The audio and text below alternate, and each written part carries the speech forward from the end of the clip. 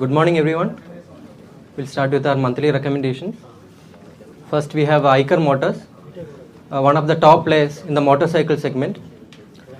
They also have a joint venture with Volvo, which is into manufacturing and selling of buses and trucks.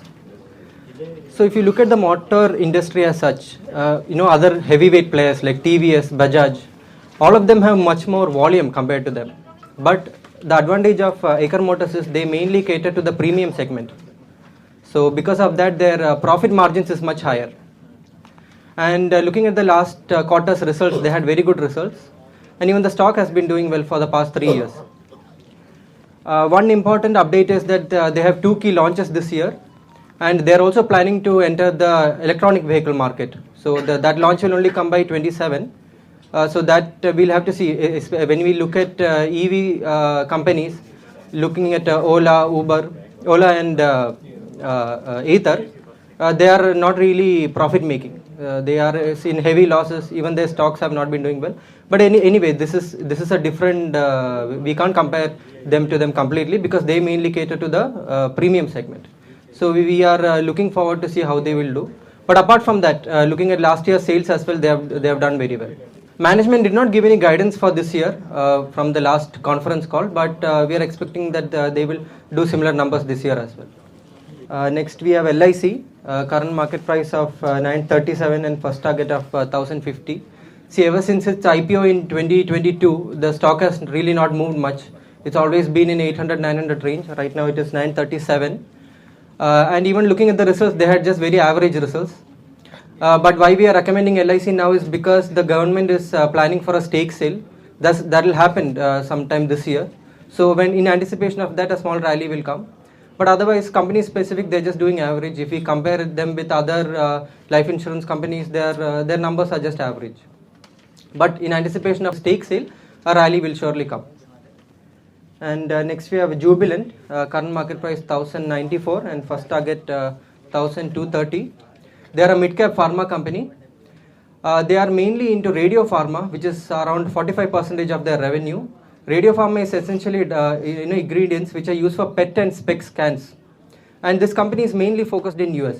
Apart from that, they are also into contract defense manufacturing and contract research defense manufacturing.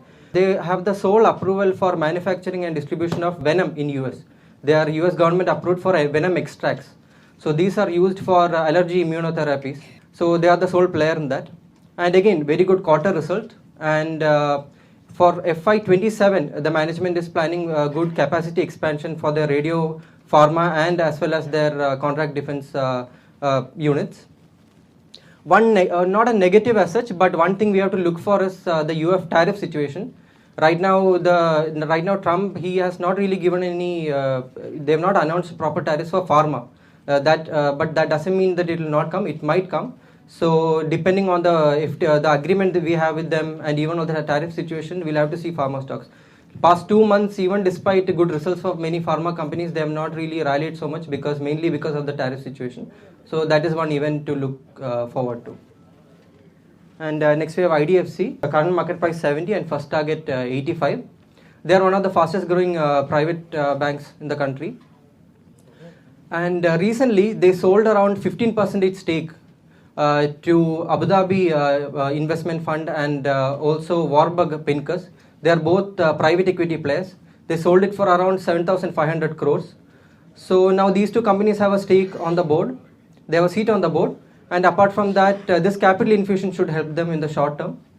And also, we last 2-3 meetings we have recommended many banks and NBFCs. And again, this month they have recently RBI announced a rate cut of 50 basis point. And apart from that, they also announced a cut for cash reserve ratio by 100 basis point. That will happen in tranches over next 5 months. So this is very good for banks and NBFCs in general. So we are expecting the company to do well this year. And finally, we have Balmer Lorry, current price 213 and first target 260. We have given this stock as our conviction idea also recently.